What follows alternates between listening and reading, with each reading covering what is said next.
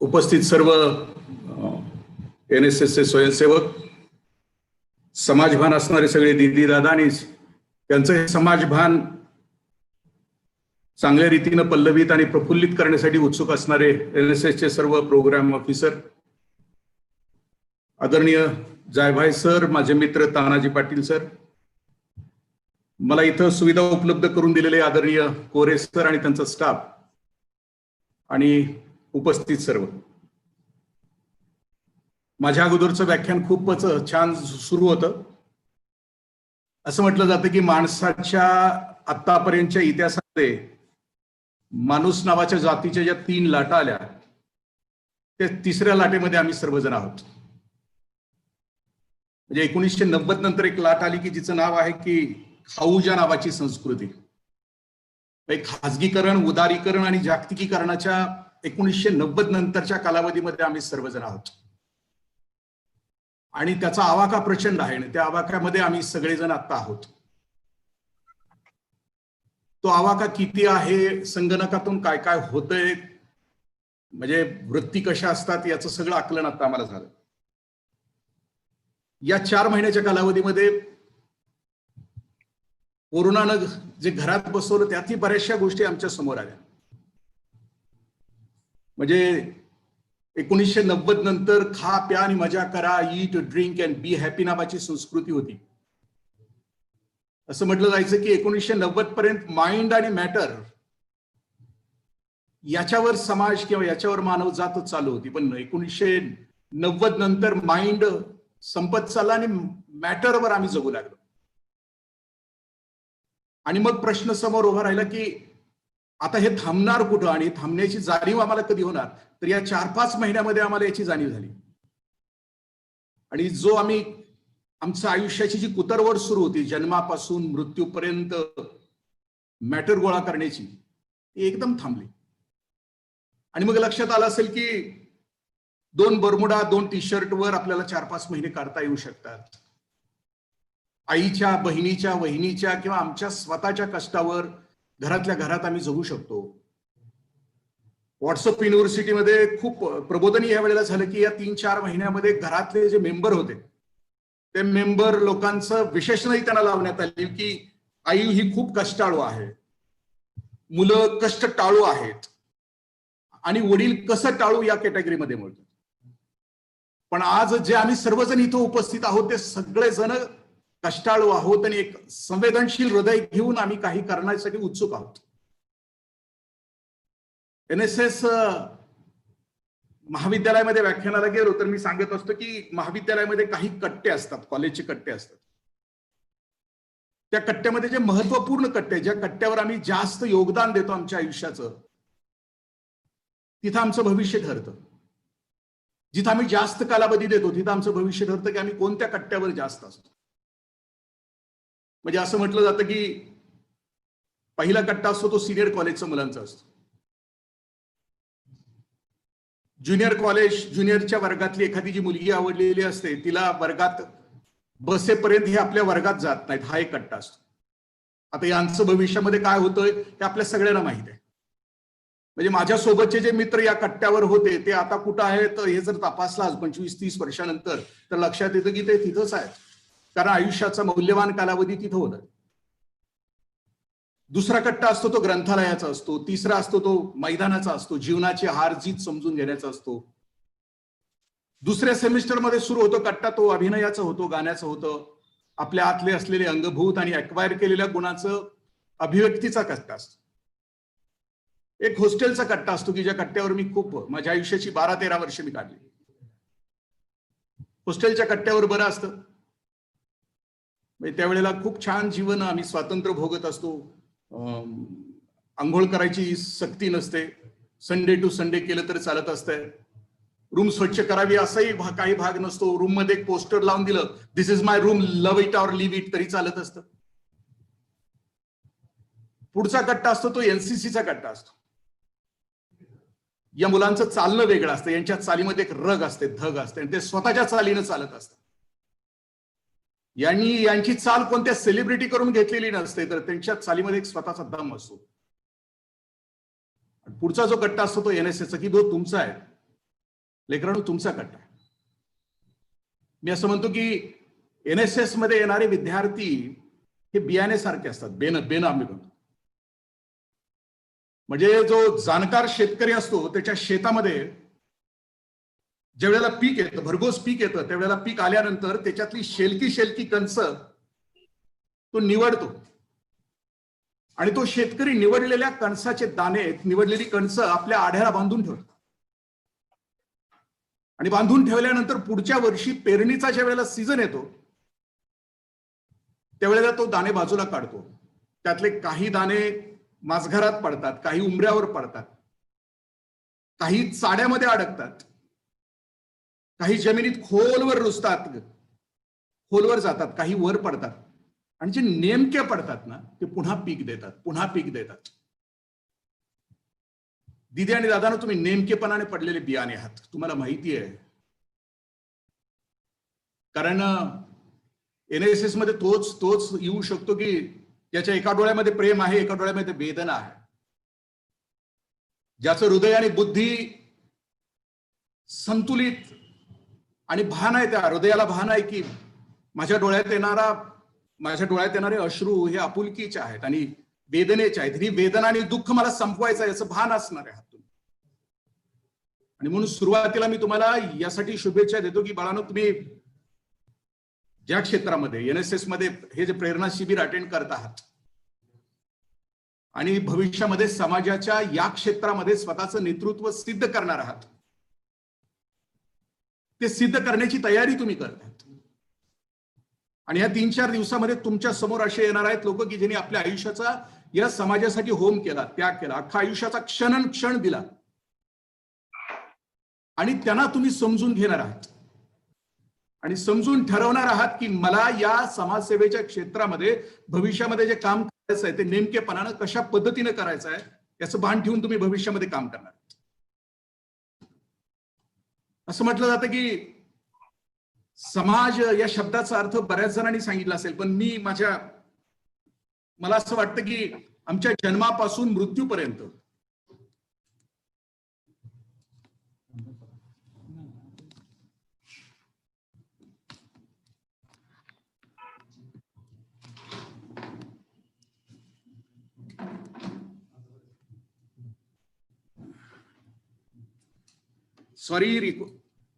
काहीतरी चेहऱ्यावर हे पडत नव्हतं म्हणे. माझा चेहरा बघण्यासारखा नाहीच आहे, तरी परंतु त्यांनी काहीतरी ऍडजस्ट करण्याचा प्रयत्न केला. क्षमा दिदी आणि दादानो, थोडासा रुकावट के लिए खेद आहे. आपण कुठल्या मुद्द्यापर्यंत आलो तर कोण जागा असले तर सांगू शकेल, एखादा अनम्यूट करून.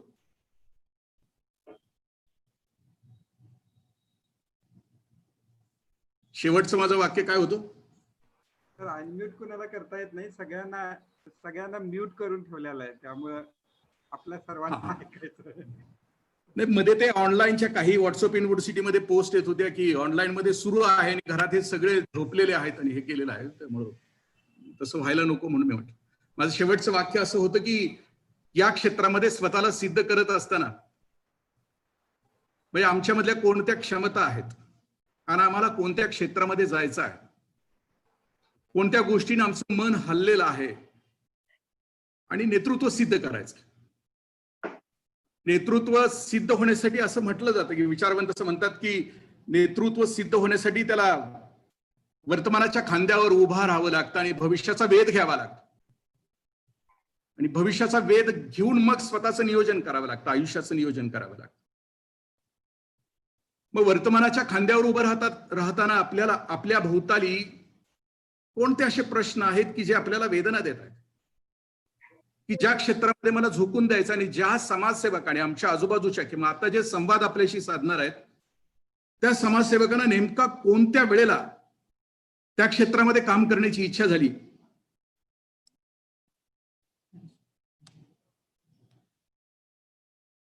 त्या विषय असं म्हटलं जातं की अनेक गोष्टीसाठी माणसाचा प्रवास सुरू असतो आणि समाजसेवक म्हणून निवडत असताना एक मी आपल्याशी पुस्तक शेअर करीन, त्यातला एक शेवटचा चॅप्टर आहे. वी द नेशन नावाचा नानी पालखीवालांचे 2 पुस्तक आहेत, we the nation and we the people नावाचं. त्या पुस्तकामध्ये त्यांनी अनेक विद्यापीठामध्ये विद्यार्थ्यांच्या समोर दिलेली भाषणं आहेत आणि शेवटचा एक चॅप्टर आहे वी द नेशन नावाच्या पुस्तकामध्ये. त्याच्यामध्ये बर्नार्ड शॉचं एक वाक्य, एक पॅरेग्राफ आहे, खूप छान आहे. तो असं म्हणतो की माझं अख्खं जीवन आहे उदात्त विचारांच्यासाठी मला व्यतीत करायचं. माझ्या आयुष्याचा प्रत्येक क्षण मला स्वतःसाठी नाही तर दुसऱ्यासाठी व्यतीत करायचं.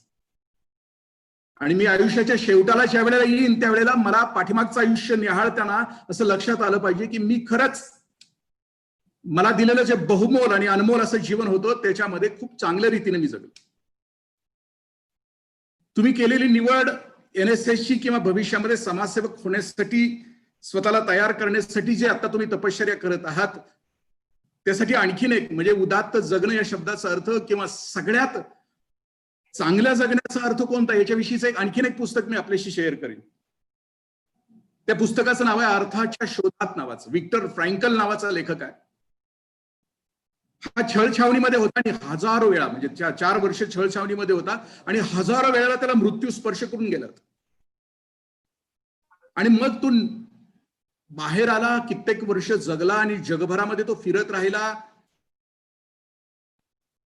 त्यानं सर्वे केले आणि त्या सर्वे नंतर तो एका निष्कर्षावर आला होता की जगण्याच्या प्रेरणा कोणत्या असाव्या, त्यांनी उत्कट जगण्याची प्रेरणा कोणती असते. त्याच्या सर्वेमध्ये तो असं म्हणतो की सत्ता, संपत्ती, पद, प्रतिष्ठा, मान ह्या जगण्याच्या, सौंदर्य ह्या जगण्याच्या प्रेरणा आहेत. त्यानं खूप छान त्याचं मांडणी करत असताना तो सिगमंड फ्राइड पासून ऍडलर पासून तो स्वतःच्या निष्कर्षाप्रत आला. मग तो असं म्हणतो की काही जणांच्या म्हणजे खूप जणांची जगण्याची प्रेरणा आहे सत्ता, खूप जणांची जगण्याची प्रेरणा आहे संपत्ती, पद, प्रतिष्ठा. मग हे किती क्षणभंगूर आहे. तो असं म्हणतो की सत्ता आज आहे उद्या नाही, संपत्ती आज आहे उद्या नाही, पद आज आहे उद्या नाही. मग सगळ्यात उत्कट प्रेरणा कोणती. त्याचं खूप सुंदर वाक्य आहे शेवटचं की जो त्या वेळेला ठरवतो. तो म्हणतो की दुसऱ्याचं जीवन समृद्ध करता करता स्वतःचं जीवन समृद्ध करता येईल, ही जगातली सगळ्यात उत्कट अशी प्रेरणा आहे. आणि दिदी आणि दादानो तुम्ही त्या प्रेरणेशी निगडीत स्वतःचं भविष्य ठरवलं आणि स्वतःला तयार करत आहात, सिद्ध करत आहात. त्याच्या सिद्ध करत असताना आम्ही समजलं स्वतःला की मला त्या क्षेत्रामध्ये काम करत असताना माझा भोवताल, माझ्या आजूबाजूला कोणकोणते प्रश्न आहेत आणि त्या प्रश्नापैकी कुठल्या प्रश्नाला मला भिडायचं आहे. मी शासकीय नोकरी करत असताना किंवा हे प्रश्न समजून घेत असताना किंवा अनेक पुस्तकं वाचत असताना असं लक्षात आलं की देश स्वतंत्र झाला आणि अनेक गोष्टी, अनेक विषारी फळं आमच्या डेव्हलपिंग विकसनशील देशामध्ये जी लागली त्यापैकी अनेक विषारी फळं आहेत. त्यातला एखादा प्रश्न, एखादा वैयक्तिक वेदना घेऊन समाजसेवक बनणं म्हणजे उदाहरणार्थ जी विषारी फळं लागली त्यामध्ये दारिद्र्य आहे, निरक्षरता आहे, लोकसंख्या वाढ आहे, पर्यावरणाचं प्रदूषण आहे, भ्रष्टाचार आहे, अनेक विषारी फळं आहेत. आणि त्या विषारी फळामध्ये आम्ही ज्या वेळेला स्वतःला नेतृत्व म्हणून भविष्यामध्ये येणार त्यावेळेला त्यामधलं पोटेन्शियल कुठलं असेल, आमच्यासाठी कुठलं पोटेन्शियल ठेवलेलं असेल. मी मगाशी जसं सांगितलं मला जर सत्ता मिळाली तर सत्तेचा वापर शेवटच्या माणसासाठी करणं, नुसतं पद भोगणं नव्हे. संपत्तीचा वापर जसं की सुधामूर्ती, जसं की टाटा फॅमिली, की मिळालेल्या संपत्तीचा भाग समाजासाठी देण्याची दानत असणं. सुधामूर्तींच्याकडे मी ज्या वेळेला बघतो त्यावेळेला त्यांचं लिखाण वाचतो, त्यांचा आभाका वाचतो, त्यावेळेला संपत्ती अशा माणसांच्याकडे जाणं किती म्हणजे समाजसेवक आणि संपत्ती, समाजसेवेचं भान, समाजसेवेच्या म्हणजे संवेदना आणि संपत्ती एकत्र आली तर किती जणांच्या जीवनामध्ये आनंद येऊ शकतो याचं उत्कृष्ट उदाहरण आहे. टाटा फॅमिलीचं असेल किंवा सुधामूर्तींचं असेल. मला समाजसेवक व्हायचं आहे आणि मी संपत्तीचा तिरस्कार नाहीये करत, मी संपत्ती भविष्यामध्ये मिळवणार आहे, पण तो संपत्तीचा उपयोग अनेकांचं दुःख हरण करण्यासाठी. जसं की सुधामूर्ती ओरिसामध्ये हजारो हॉस्पिटल्स काढतात, त्यांच्या दारात येणाऱ्या लाखो विद्यार्थ्यांच्यासाठी त्या मदत करतात. म्हणजे निसर्गानं दिलेली ही संपत्ती, तिचा वापर शेवटच्या माणसाच्या उन्नतीसाठी करणार असेल तर ह्याही गोष्टी आम्हाला हव्या आहेत. सत्ता हवी आहे, आम्हाला संपत्ती हवी आहे, आम्हाला पदही हवं आहे, पण त्या पदाचा वापर समाजसेवक म्हणून, म्हणजे दोन्ही गोष्टीचं भान ठेवून आम्ही करणार असू. तर मी म्हटलं की विषारी फळापैकी तुम्ही भविष्यामध्ये प्रशासक होणार असाल. दारिद्र्य नावाची गोष्ट आपल्या आजूबाजूला आता अनुभवतोय, आपण सगळेजण अनुभवतोय. मी माझा एक एक्सपिरियन्स शेअर करतो की प्रशासक म्हणून आणि तुमच्याकडे समाजसेवेचं मन असेल तर तुम्ही किती प्रभावी एक काम करू शकता. एक प्रशासक म्हणून आला आणि समाजसेवेचं मन तुमच्या आतमध्ये. मी उपायुक्त असताना एक संकल्पना राबवली होती की या 5 जिल्ह्यामध्ये ज्या प्राथमिक शाळा आहेत त्या प्राथमिक शाळांच्या मध्ये एक दिवस सगळ्या प्रशासकीय अधिकाऱ्यांनी जायचं आणि what day with the education, एक दिवस शिक्षणाबरोबर, आणि त्या जाऊन तिथल्या सकाळच्या प्रार्थनेपासून ते दुपारच्या मिड डे मील पर्यंत त्या शाळेतल्या लेकरांच्या बरोबर राहायचं. एखादा आवडता धडा, एखादी आवडती कविता त्या लेकरांना शिकवायची. त्याच्यामध्ये माझ्या वाट्याला पुणे जिल्ह्यातलं एक गाव आलं होतं, खूप डोंगरातलं होतं, खूप दूरवरचं होतं. आणि त्या शाळेत मी पोहोचलो, खूप उशिरा पोहोचलो. द्विशिक्षकी शाळा होती आणि त्या द्विशिक्षकी शाळेमध्ये प्रवेश केल्यानंतर असं लक्षात आलं की 19चा पट आहे लेकरांचा, 1ली ते 4थी, आणि मुलं 26 आहेत. मी गुरुजींना विचारलं की ही 7 मुलं जास्त काय? तर गुरुजींनी सांगितलं की ह्या लेकरांचे लहान भाऊ आहेत, रात्री चूल नाहीये पेटलेली, आणि दुपारी मिड डे मीलच्या आशेने सगळी लेकरं आलेली आहेत. परिपाठ संपला, मी शिकवायला सुरुवात केली. शिकवत असताना त्या लेकरांचं लक्ष नव्हतं आणि त्यांचं सारखं म्हणणं होतं त्या लहान लेकरांचं की आम्हाला जेवायचं आहे. 1:30ची जेवायची सुट्टी असताना 12:30ला मी जेवायला बसलो. दिदी आणि दादानो, मी अधिकारी असताना सुद्धा माझ्या लहान मुलांच्यासाठी, माझ्या मुलांच्यासाठी शासनाकडून 4 किलो तांदूळ यायचे त्यावेळेला. आणि त्यावेळेला माझ्या मनात विचार यायचा की कशाला, माझ्या घरी कशासाठी तांदूळ येत आहेत. नको वाटायचं, कारण मी नोकरदार होतो, मी सुरक्षित होतो, आणि त्यावेळेला मला वाटायचं की नको आहेत माझ्या घरात. पण तरी आम्हाला वाटायचं की हा, याचे इडली खूप छान होतात. पण ज्या वेळेला मी त्या लेकरांच्या सोबत जेवत होतो त्यावेळेला जेवताना असं लक्षात आलं की समोरची बाळं अशी जेवतायत की जणू 4 दिवसापासून जेवण मिळालंय की नाही आणि नंतर मिळणारही की नाही अशी ती जेवत होती. आणि मग लक्षात आलं की ज्या वेळेला मला माझ्या घरात 4 किलो तांदूळ पाठवणारी जो कोणी GR केला असेल त्यावेळेला मला वाटत होतं की किती मोठी चूक आहे. पण मी ज्या वेळेला लक्षात आलं की त्या भुकेसाठी 4 घास मिळणार आहेत, त्या 4 घासाच्या निमित्तानं का होईना कानावर अक्षर पडतील, शिकता येईल. ज्यानं कुणी प्रशासनामध्ये तो GR केला असेल ना बाळां, दिदी आणि दादानो, त्याच्या संवेदनाला तो नक्की NSSचा विद्यार्थी असला पाहिजे. कारण त्यानं गावातल्या 10 दिवसाच्या त्या कॅम्पमध्ये न पेटणाऱ्या चुली बघितल्या असतील. अशा घरामध्ये त्यानं बघितलं असेल वातावरण की अरे हो, या घरातली लेकरं शिकत नाहीत आणि शिक्षण हे परिवर्तनाचं साधन आहे याचं भान त्या अधिकाऱ्याला नक्की असेल. आणि म्हणून त्यानं GR लिहिताना लिहिला असेल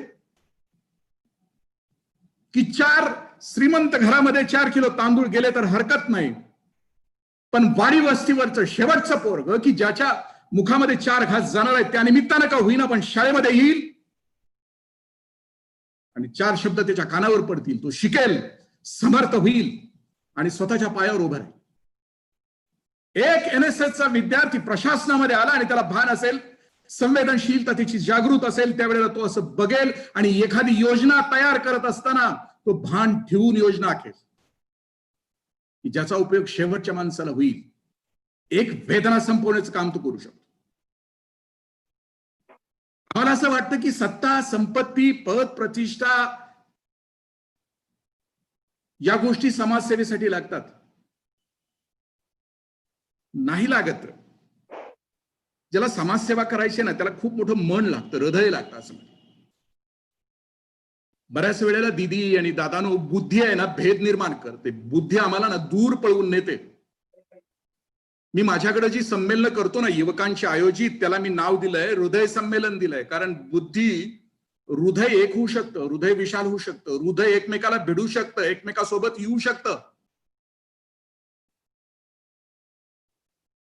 आपल्याला माहिती आहे समाजसेवेचा अर्थच मुळामध्ये असा आहे की आम्हाला सगळ्यांना सुखी करायचं आहे. आपल्या अस्तित्वानं, आपल्या जाणीवानी, आपल्या सामर्थ्यानं, आपल्या जगण्यानं अनेकांच्या जीवनामध्ये आम्हाला आनंद द्यायचा. आणि याचा अर्थच असा की हृदय विशाल असणे, याचा अर्थ असा आहे की आम्ही सगळे एक आहोत. कुणी दुःखी असताना मी एकटा सुखी होऊ शकत. या वाक्यावर श्रद्धा आणि विश्वास असणारी माणसं, नॉट मी बट यू, या शब्दाचा अर्थ असा की मी या माझ्या आजूबाजूला कोणी दुःखी असेल तर मी नाही सुखी होऊ शकत. जसं की तुम्ही आम्ही जगत असताना आपल्या पायाच्या अंगठ्याला ठेच लागली तर डोळ्यामध्ये टचकन पाणी येतं. खरं तर पायाचा अंगठा आणि डोळे याच्यामध्ये 3.5 हाताचा अंतर आहे. पायाला लागणारी ठेच आणि डोळ्यामध्ये येणारं पाणी याच्यामध्ये काही संबंध नाहीये. पण वेदना अंगठ्याला झाले की डोळ्यामध्ये टचकन पाणी येतं. याचा अर्थ शरीर अखंड आम्ही सगळे एक आहोत. आणि आम्ही जगत असताना आमच्या अवतीभोवती कोणी वेदना असेल, कोणाला दुःख असेल आणि आमच्या डोळ्यामध्ये जर पाणी येत असेल, त्याच्यासाठी आम्हाला कृतिशील व्हायचं असेल तर त्याच्यासाठी सत्ता हवी आहे, संपत्ती हवी आहे, पद हवंय, प्रतिष्ठा हवाय, नाही लागत. एक एक्सपिरियन्स शेअर करतो. माझं एक व्याख्यान होतं एका ठिकाणी. नंतर मला एका ठिकाणी बोलवण्यात आलं होतं की जेवायला, की जो अनाथ आश्रम होता आणि तो मुलींचा होता. मी ज्या वेळेला जेवायला गेलो त्या आश्रमामध्ये त्यावेळेला असं लक्षात आलं की 35-36 मुली आहेत. 1 दिवसाची, 2 दिवसाची, महिन्याची. शेवटची मुलगी 8-9 वर्षाची होती की त्या दिवशी तिला कुणीतरी आई वडील मिळणार होते आणि ती जाणार होती त्यांच्या घरी. आत गेल्यानंतर हृदय कळवळून जातं की जन्मताच ज्यांचं आभाळ नीतीने हिरावून घेतलंय, एवढं मोठं दुःख ज्यांच्या वाट्याला आलंय, त्या लेकरांच्याकडे बघताना खूप त्रास होतो. जेवण झाल्यानंतर मी एक दुसरं दृश्य बघत होतो आणि ते दुसरं दृश्य असं होतं की त्याच आश्रमाच्या समोर एक राजस्थानवरून आलेलं जोडपं होतं आणि ते आईस्क्रीमची विक्री करत होतं. त्या जोडप्यामधल्या त्या आईला एक लहान बाळ होतं 2-3 महिन्याचं. घर नव्हतं. दिवसभरचा व्यवसाय संपला की ते तिथंच झोपायचे. मी ज्या आश्रमामध्ये गेलो होतो त्या आश्रमातल्या 5-6 मुली होत्या की ज्यांना आईच्या दुधाची आवश्यकता होती. मी बघत होतो दृश्य की ती समोरची, त्या आश्रमाच्या समोरच्या आईस्क्रीमच्या गाड्यावर आई वर आली होती. आपल्या मुलाला तृप्त करून वर आली होती आणि ती तिथल्या लेकरांना दूध पाजत होती की जी तिच्या हाडामासाची नव्हती, तिच्या रक्ताची नव्हती. तिथल्या बाळांना ती दूध पाजत होती. मी त्या आईला विचारलं की ताई तुला हे कुणी शिकवलं? कुठल्या प्रेरणा शिबिरामध्ये तू गेलीस? कुठल्या ट्रेनिंगला गेलीस? कुठं शिकलीस हे सारं की तुझ्या स्वतःच्या लेकराला दूध पाजून तू आणि या 5-6 लेकरांना तू रोज दूध पाजते? दीदी आणि दादांनी मी म्हटलं ना, समाजसेवेसाठी नाही सत्ता ना प्रतिष्ठा ना मान, समाजसेवेसाठी लागतं ते हृदय लागतं, विशाल हृदय लागतं. त्या ताईनं दिलेलं उत्तर आहे ना, त्या उत्तरामध्ये माझ्या सगळ्या व्याख्यानाचं सार आहे. ती इतकंच म्हटली की दादा मला देवानं फक्त माझ्या छातीमध्ये दूध दिलंय, आणखीन देऊन बघावं. त्या सगळ्या लेकी मी एकटी सांभाळेन. काही नसताना ही देण्याची भावना आहे ना, त्यावेळेला लक्षात येतं की समाजसेवेचं बीज आहे ना ते हात असावं लागतं. दुसऱ्याच्या दुःखानं टचकन डोळ्यात पाणी येणारी वेदना डोळ्यामध्ये असावी लागते. जसं की बाबा बोरकरांच्या त्या कवीमध्ये डोळ्याचं वर्णन करताना बाबा असं म्हणतात की तेच डोळे देखणे जे कोंडिती साऱ्या नभा ओढिती दुःखे जनांच्या सांडिती नेत्र काढ. डोळे तेच देखणे आहेत की ज्या डोळ्यामध्ये दुसऱ्याच्या दुःखानं टचकन पाणी येतं. मी म्हटलं की आणखीन काय काय लागतं. म्हणजे समाजसेवा करत असताना, फिरत असताना मी ज्या वेळेला दारिद्र्य नावाच्या गोष्टीशी माझा जो मित्र एक काम करतोय, असं म्हटलं जातं की दारिद्र्य शब्दाची व्याख्या काय? अन्न, वस्त्र, निवारा, शिक्षण आणि आरोग्य याच्यापासून वंचित असणं. माझा एक मित्र दिल्लीमध्ये पत्रकार होता, खूप छान जीवन जगत होता आणि परिवर्तनाचा क्षण जो असतो एखाद्याच्या आयुष्यामध्ये की नाही, मला हे लौकिक जीवन नाहीये जगायचं, खा प्या आणि मजा करा हे जीवन नाहीये जगायचं, ईट ड्रिंक अँड बी हॅपी हे जीवन नाहीये जगायचं, याच्या पलीकडचं आयुष्य जगायचं आहे. हा परिवर्तनाचा क्षण कित्येकांच्या आयुष्यामध्ये कधी लवकर येतो, कधी उशिरा येतो. असं म्हटलं जातं की माणसाच्या आयुष्यामध्ये 2 दिवस खूप महत्वाचे असतात. एक, मी जन्माला आलो तो दिवस, आणि मी दुसरा की मी का जन्माला आलो, मी का जन्माला आलो ज्या दिवशी कळतो तो दुसरा दिवस असतो. हा माझा मित्र दिल्लीमध्ये पत्रकार होता आणि काही करण्यासाठी ज्या वेळेला दिल्लीचं टेम्परेचर घसरलं म्हणून तो बघण्यासाठी ज्या वेळेला पोहोचला, दिल्लीच्या रस्त्यावर होता, तेव्हा तो बघत होता की रस्त्यावर काल भिक्षा मागणारी मुलं होती ती संपली आहेत. अजून तो जातो, या थंडीनं आणखीन काय काय कहर केलाय म्हणून स्मशानात जातो. त्यावेळेला तो बघतोय तिथं की ही मुलं की थंडीनं काकडणारी, तिथं रात्रभर आलेली जी प्रेत आहेत त्यांच्यावर जे कफन आहे त्या कफनमध्ये स्वतःला गुंडाळून बसले. मग माझ्या मित्राने त्याला प्रश्न विचारला, बाळांनो तुम्हाला भीती नाही वाटली? रात्रभर या प्रेताजवळ तुम्ही बसलाय. ज्या वेळेला जगण्याचा संघर्ष असतो त्यावेळेला भय कधीच निघून गेलेला असतं. मग त्या क्षणाला त्या माझ्या मित्राने विचार केला की नाही, आता मला जगायचं आहे. अन्न तर होऊ शकतं पण वस्त्रासाठी त्यानं एक संस्था निर्माण केली आणि तो वस्त्रावर काम करतो आहे. मी हा कॅनव्हास दिदी आणि दानव तुमच्या समोर यासाठी मांडला की दुःख, वेदना मला ज्याशी भिडायचं आहे त्या भिडत असताना माझ्यातली क्षमता आणि मला विजन मिळणार असेल तर कुठल्या क्षेत्रामध्ये मला जायचं, म्हणजे मी जगत असताना कुठली गोष्ट मला खूप त्रास देते, तिथला त्रास संपवण्यासाठी मी माझ्या सामग्री सहित तिथं पोहोचणार आहे.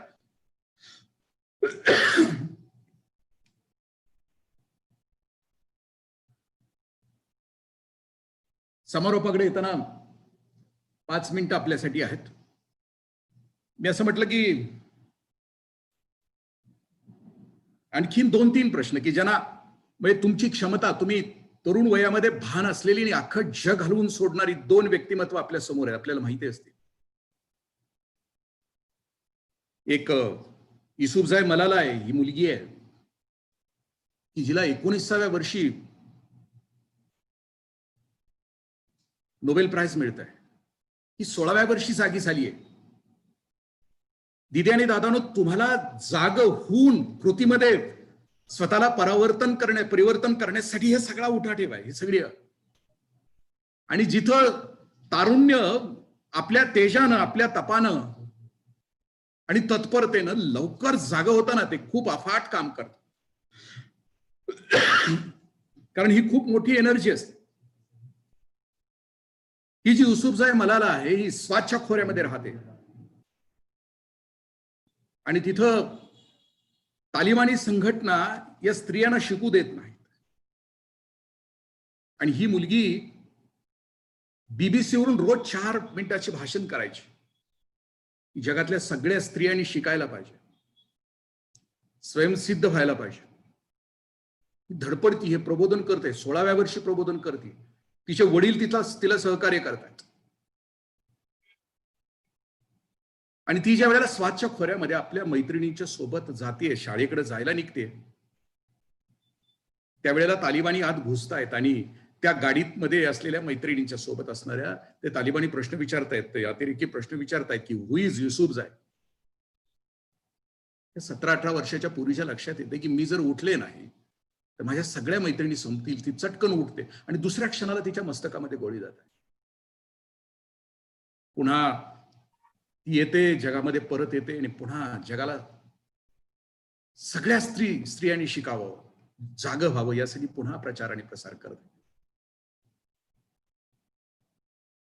पर्यावरणाच्या संदर्भात मी म्हटलं की तुम्ही म्हणजे 16वं वर्ष असं म्हटलं जातं की सगळ्या क्षेत्रामध्ये 16वं क्षेत्र हे प्रचंड शक्तीचं क्षेत्र आहे. 17वं वर्ष, 18वं वर्ष. आणि मी ज्या वेळेला देऊळगाव सरांचं भाषण ऐकलं आणि त्यांचं पुस्तक मी वाचलं की त्या ग्रेटा थुंबन, त्याच्यामध्ये त्यांनी सुरुवातीला एक खूप छान पान लिहिले की बटरफ्लाय इफेक्ट नावाचा एक इफेक्ट जगभरामध्ये काम करत असतो. म्हणजे तुमची एका समाजसेवकाची, एका NSS स्वयंसेवकाची ताकद किती असू शकते, एक पोटेन्शियल किती असू शकते. आणि बटरफ्लाय इफेक्ट म्हणजे तुमच्या आज तुम्ही जे तयार होत आहात या सगळ्या शिबिराच्या किंवा याच्या माध्यमातून किंवा स्वतःला झुकवून देऊन भविष्यामध्ये स्वतःच्या आयुष्याची जीवनाच्या गोष्टी तुम्ही करणार आहात, या गोष्टीसाठी एक युवक जागा झाला, एका गोष्टीनं भारावून गेलात तर तो केवढा मोठा परिणाम साधू शकतो. आणि तुम्ही तर कितीतरी सगळे. ही ग्रेटा थुंबन 16व्या वर्षी जागी होते आणि तिला बटरफ्लाय इफेक्ट नावाचं नाव त्या पुस्तकामध्ये लिहिलंय. अतुल देऊळगावकर सरांच्या भाषणामध्ये ते असं सांगतात की या इफेक्टला असं म्हणतात की जगाच्या कुठल्या तरी कोपऱ्यामध्ये एखादं फुलपाखरू पंख म्हणजे असं उडवतं, पंख त्याचे हलवतं आणि जगाच्या दुसऱ्या बाजूला लाट येते, सुनामी येते. याला बटरफ्लाय इफेक्ट असं म्हणतात. ही पोरगी तिच्या संसदेच्या समोर शुक्रवारी एक आंदोलन करते आणि त्या आंदोलनाला ही पोरगी नाव देते फ्रायडे फॉर द फ्युचर. एक वर्षभरामध्ये तिच्या आंदोलनामध्ये लाखो युवक जॉईन होतात, लाखो. तिचं भाषण होतं, तिच्यासाठी युनोची परिषद भरवली जाते आणि युनोमध्ये दिदी आणि दादावर मी तुम्हाला विनंती करीन, माझं भाषण संपल्यानंतर तुम्ही युट्यूबवर तिचं भाषण ऐका. 4.5 मिनिटाचं भाषण आहे. आणि ही ग्रेटा थुंबन नावाची पोरगी 16-17 वर्षाची पोरगी त्या युनोमध्ये जीवाच्या आकांतानं सांगते की अरे कसला विकास तुम्हाला हवा आहे. जगभरातल्या सगळ्या नेत्यांना खडसावून प्रश्न विचारते की तुम्हाला तुमच्या पुढच्या पिढीविषयी काय करणार आहात की नाही. तुम्ही चंगळवादामध्ये जाऊन आमच्या पिढीला बेचिराग करणार आहात का. आमच्या पिढीला जगण्याच्या लायकीची पृथ्वी तुम्ही ठेवणार आहात की नाही. आम्हाला जगण्यासाठी काही पाठीमागं ठेवणार आहात की नाही. ती जीवाच्या आकांतानं अख्ख्या जगाला प्रश्न विचारते पर्यावरणाच्या बाबतीमध्ये. मी ज्या वेळेला तिचं हे भाषण उघडतो ना त्यावेळेला जीव कासावीस होतो, कातावतो की अरे 16 वर्षाच्या पोरीला भान येतं आणि जग हलवून सोडते आणि जगाला सांगते की अरे जागे व्हाना, नका ना असा विकास करू की जो आमच्या पुढच्या पिढीच्या जगण्याला बाधा आणेल, आमच्या वाट्याला पर्यावरण येऊ देणार नाही, आम्हाला जगण्याच्या लायकीची पृथ्वी ठेवणार नाहीत. असला कसला विकास तुम्हाला. तुम्हाला माणूस नावाची जात ठेवायची आहे किंवा नाही, ही जगभरातल्या सगळ्या उच्च पदस्थांना ती प्रश्न विचारतीये. एक स्वयंसेवक, एक समाजभान असणारा एक युवक जागा झाला तर तो जग हलवून सोडू शकतो. Butterfly effect. तुम्ही जेवढे जण ऐकताना दिदी आणि दादानो, तुमच्या आतला आजर हा एक, तुम्ही तुमचं पंख हलवलं तुमच्या कोपऱ्यामध्ये तर हे अनेक दुःखांना तुम्ही घाबरवून सोडू शकाल, पाठवू शकाल पाठीमागे. का माहिती आहे, कारण आमची पिढी आहे ना, आमची बाप पिढी आहे ना, आमच्या बाप पिढीला काहीच नाहीये. आम्ही फक्त स्वार्थाचा विचार केला. खूप कमी लोक आमच्या, आणि तारुण्य हे बनस्त, तारुण्य हे चटकन विधायक गोष्टीसाठी पेटून उठतं आणि बेभान होऊन काम करतं. वय होईल ना तसा माणूस विचार करतो, खूप विचार करतो आणि विचारामध्ये तो कामच करत नाही, तो विचारच करत राहतो. तुम्ही भाग्यशाली आहात की तुम्ही स्वतःला निवडलंय या क्षेत्रामध्ये स्वतःला झोकून देऊन काम करण्याचं. माझ्या वाटणीच 11:45 झाली आहेत. शेवटचं फक्त काय करू शकतो, म्हणजे माझं आवडीचं उदाहरण सांगतो आणि संपवतो. आपण म्हणजे समाजसेवा करण्यासाठी मगाशीच म्हटलं की सत्ता हवी, संपत्ती, पद, प्रतिष्ठा हवं. मी खेड्यामध्ये प्रचाराला जात असताना कार्यकर्त्यांना ग्रामीण विकासाविषयी बोलत असताना मी एक उदाहरण देत असतो, ते तुम्ही पाहिलंही. मी माझ्या भाषेमध्ये ते सांगत असतो की दशरथ मांझीचं उदाहरण तुम्हाला सगळ्यांना पाहिजे, मी माझ्या भाषेमध्ये सांगत की हा दशरथ मांझी नावाचा निरक्षर पाथरवट आपल्या बायकोला घेऊन निघालाय तो प्राथमिक आरोग्य केंद्रामध्ये की ज्याची बायको गरोदर आहे. पूर्वी गरोदर शब्दाला एक म्हणजे बाळंत शब्द होता, म्हणजे डिलिव्हरी व्हायची ना त्याला बाळंत शब्द होता. बाळंत शब्दाचा अर्थच मुलामध्ये असा की बाळ तरी नाही तर अंत तरी. पूर्वीच्या वेळेला डिलिव्हरी व्हायची ना त्यावेळेला आतून बाहेरून प्रश्न विचारला जायचा की बाळ जिवंत आहे की आई जिवंत आहे, कारण तो इतका कठीण प्रसंग होता म्हणून त्याला बाळंत नाव दिलं होतं. आणि बाळंत आणखीन एक बाळंत कळा नावाची गोष्ट आहे. जाता जाता फक्त शेअर करतो की आईवरून शिवी देणारे जे माझ्या कोणी असतील त्यांच्यासाठी की असं म्हटलं जातं की एक आई आपल्या बाळाला जन्म देत असताना तिला ज्या बाळंत कळा आहेत ना त्या बाळंत कळाचं मोजमाप आहे. वेदना समजून घ्यायची असेल ना तर त्या बाळंत कळेचं मोजमाप आहे की 43 डेल इतक्या वेदना त्या आईला होतात. म्हणजे एखाद्या माणसाची 20 हाडं फ्रॅक्चर झाल्यानंतर जेवढ्या वेदना होतात ना तेवढ्या वेदना त्या आईला होतात, बाळंत होत असतात. आणि हा दशरथ मांझी आपल्या बायकोला बैलगाडीमध्ये घालून, त्याचं गाव डोंगराच्या या बाजूला आहे आणि तो या बाजूला प्राथमिक आरोग्य केंद्र आहे, तो बैलगाडीमध्ये घेऊन निघालाय आणि मध्येच तो गर्भ संपतोय, मृत्यू होतोय त्याचा आणि बायकोही संपते, तो घरी येतोय. 1972 ते संदर्भामध्ये चूक असेल पण त्यातला आतला जो गाभा आहे तो गाभा आपल्याशी शेअर करायचा की 2005 पर्यंत 33 वर्ष सलग तो डोंगर पोखरतोय. 33 वर्ष 8 किलोमीटरचा रस्ता तयार करतोय एकटा, सलग 33 वर्ष. त्याने सुट्टी नाही घेतली, no second Saturday, no fourth Saturday, उन्हाळ्याची नाही सुट्टी, दिवाळीची नाही सुट्टी, सलग काम करतोय तो.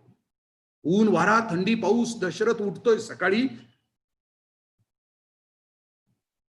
टिकाव खोरं पहार घेऊन त्या पत्थराशी झुंजतोय, रात्रंदिवस झुंजतोय. आणि 8 किलोमीटरचा रस्ता 33 वर्षानंतर. मध्ये मध्ये आमच्यासारख्या माणसांनी त्याला प्रश्न विचारलेत की दशरथ कर ना दुसरं लग्न, जग ना आमच्यासारखा, eat drink and be happy, खा प्या मजा करा, जग ना आमच्यासारखा, कशाला जाळतो जवानी. पण तो रस्ता पूर्ण झाल्यानंतर ज्या वेळेला दशरथला त्याच्या समोर ज्यावेळेला पत्रकार आले, टीव्हीचे चॅनल्स आले, त्यावेळी त्याला प्रश्न विचारला होता की दशरथ का जाळली जवानी, का नाहीस आमच्यासारखं लग्न केलंस, का नाहीस आमच्यासारखा जगलास, सॉलोमन ग्रँडीने सांगितलेल्या सारखा तू का नाही जगलास आमच्यासारखं. सोमवारी जन्माला आलो, मंगळवारी मोठं झालो, बुधवारी लग्न केलं, गुरुवारी मुलं झाली, शुक्रवारी आजारी पडलो, शनिवारी लईच आजारी पडलो ना, ऐतवारी संपलो, असं का नाही जगलास आमच्यासारखं. त्या दशरथला प्रश्न विचारले. दशरथनं दिलेलं उत्तर आहे ना ते NSSच्या ब्रीद वाक्याचं आहे, नॉट मी बट यू, मी स्वतःसाठी नाही तर जगासाठी जगणार. दशरथ उत्तर असं देतो की यासाठी जाळली जवानी, यासाठी नाही केलं दुसरं लग्न, यासाठी 33 वर्ष सलग या डोंगराशी झटलो की ही 8 किलोमीटरचा रस्ता तयार केला, यासाठी केला की पुन्हा माझ्या गावची कोणी आई बहीण दवाखान्यात जात असताना रस्त्यावर तिचा मृत्यू होऊ नये. माझ्या गावचा कुणी आजारी असणारा माणूस दवाखान्यात जात असताना तो रस्त्यावर संपू नये, यासाठी जाळली जवानी, यासाठी केला आयुष्याचा होम, यासाठी केला मी आयुष्याचा त्याग. दशरथ मांझीचं वाक्य आहे ना, तो नॉट मी बट यू आहे. दिदी आणि दादांनो ठरवायचं आज आपल्याला, आपलं आज ह्या प्रेरणा शिबिरातून प्रेरणा इतकीच व्हावी की जी प्रेरणा आता तुमच्या हृदयामध्ये आहे की ती संपू नये, ती अखंड प्रज्वलित राहावी. आणि ती प्रज्वलित यासाठी राहावी की आपल्या अस्तित्वानं, आपल्या जगण्यानं आमचा भवताला मला सुखी करायचा आहे.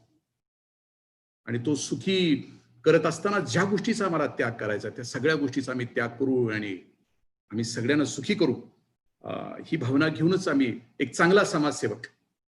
दिदी आणि दादा, भविष्यामध्ये मी कधी आलो एक 10, 15, 20 वर्षानंतर आणि तुम्ही जिथं काम करत असाल, तुम्ही कुणाचे अश्रू पुसत असाल, तुम्ही कुणाच्या वेदना संपवण्याचं काम करत असाल बाळांनो, तर तुमच्या बाजूने मी जात असेल तर तुमच्या कर्तबगारीच्या कहाण्या माझ्या कानावर येऊ द्या. आणि पुन्हा जायभाई सरांनी किंवा तानाजी पाटील सरांनी भविष्यात असं कधी केलं जर शिबिर आयोजित, तर मला तुमच्या कर्तृत्वाच्या कहाण्या सांगण्याचा भाट होण्याची संधी मला द्या. त्याच्यापेक्षा दुसरं काहीच नाही. धन्यवाद, मला संधी दिलीत, आपल्याशी बोलण्याची संधी दिली त्याबद्दल धन्यवाद व्यक्त करतो. मी 5 मिनिटं जास्त घेतलीत आपली. सर धन्यवाद.